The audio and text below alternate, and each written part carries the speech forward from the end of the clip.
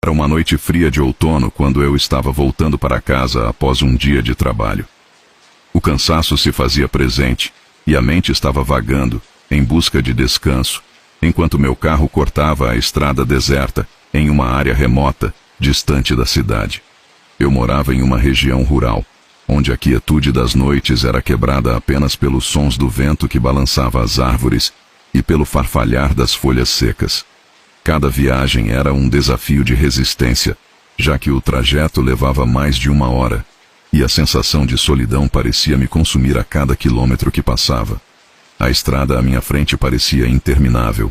A luz dos faróis do carro iluminava um caminho estreito e sinuoso, cercado por árvores que, em sua maioria, já haviam perdido as folhas.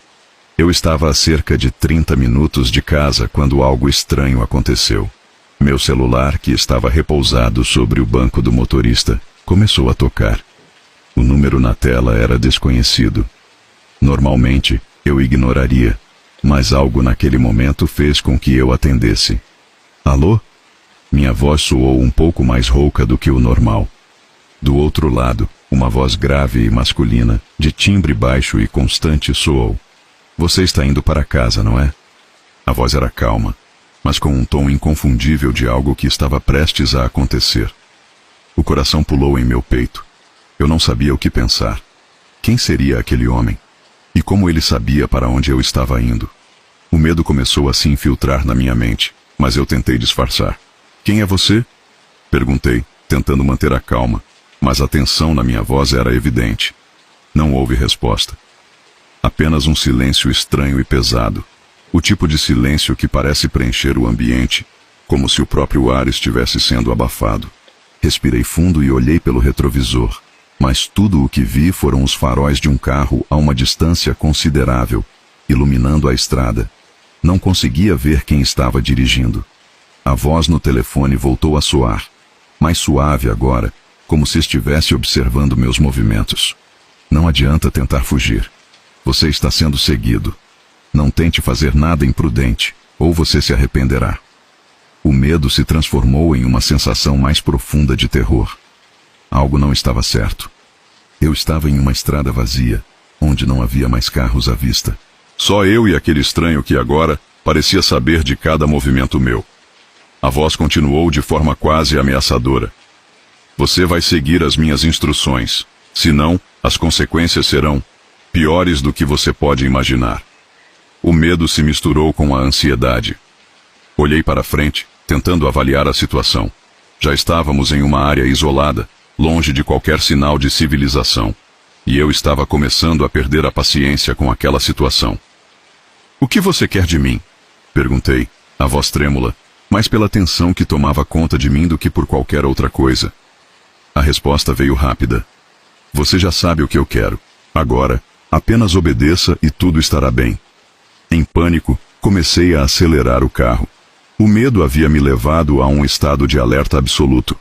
Eu sabia que não deveria estar fazendo isso, que a prudência exigia calma, mas algo dentro de mim dizia para seguir em frente. Eu podia sentir o carro atrás de mim, agora mais próximo, como uma sombra que me perseguia implacavelmente.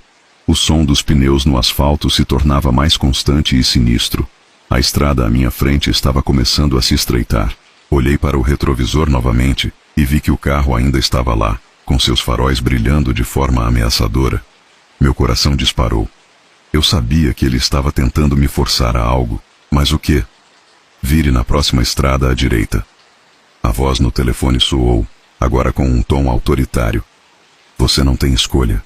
Não havia nada ao meu redor. Apenas a escuridão e o som do meu motor, como uma batida no compasso da minha crescente agonia.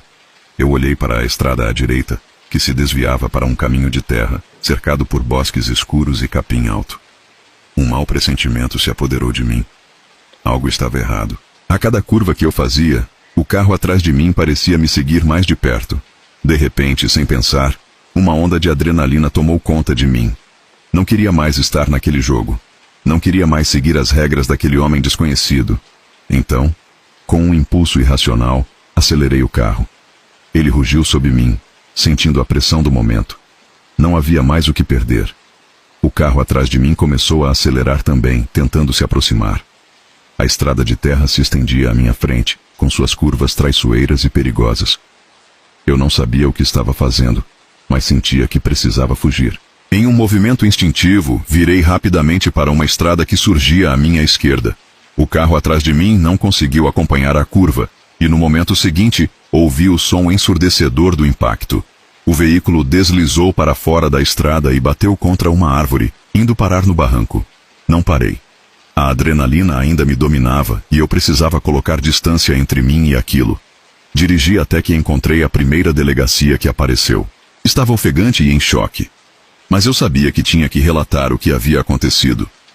A polícia me interrogou fazendo inúmeras perguntas sobre o incidente, mas por mais que tentassem, não conseguiam entender a situação. Eu estava tão confuso quanto eles.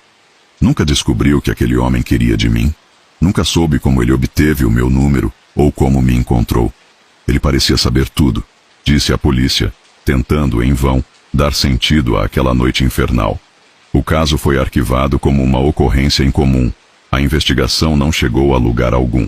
Eu levei uma multa por excesso de velocidade, mas a acusação de direção imprudente foi retirada após eu fazer um curso de direção defensiva. A sensação de alívio foi temporária, mas as imagens daquela noite nunca saíram da minha mente. Nos meses que se seguiram, a vida seguiu seu curso, mas eu nunca mais me senti seguro na estrada. E o telefone, com seu silêncio perturbador, nunca mais tocou. A sensação de que aquele homem poderia voltar um dia nunca me abandonou, como um pesadelo que se recusa a desaparecer. Eu sabia que havia algo mais naquele encontro do que eu poderia entender, e no fundo, temia que fosse apenas o começo. Eu tentava esquecer, mas o medo de que o desconhecido pudesse surgir novamente, de alguma forma, permanecia em cada curva que eu tomava, em cada carro que surgia à minha frente nas estradas vazias. O medo do que poderia estar atrás de mim nunca deixou de me assombrar. Eu não sabia quem ele era, eu não sabia o que ele queria. Mas eu sabia uma coisa, ele ainda estava por aí.